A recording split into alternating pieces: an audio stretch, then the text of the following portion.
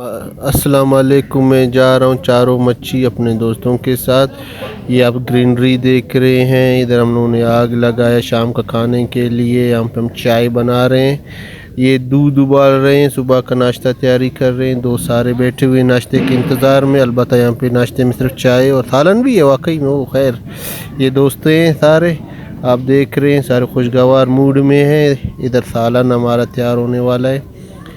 ये इधर मछली पकड़ने जा रहे हैं। अरे मछली नहीं है, वो है डेट्स है, खजूर सॉरी। ये चारों मच्छी है, इसके आबशार है। ये सारा पानी बह रहा है, आप देख रहे हैं। ये देखिए ग्रीनरी, ये नज़ारा आपको बलुस्तान के अलावा कहीं और नहीं मिलेगा। वल्लाह के चैलेंज है, लिख के ले लो, अंगूठा लगाऊंगा बस।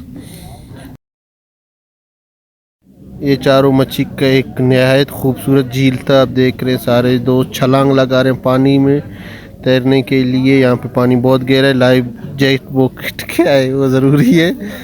उसके बगैर आप यहाँ पे नहीं तैर सकते क्योंकि गहरा पानी आपको खींचेगा। ये आप देख रहे हैं, ये इसका चारों मच्छी का आखिरी व्यू हम आपको दिखा रहे हैं नाजरीन को। बाकी व्यू बाद में दिखाएंगे।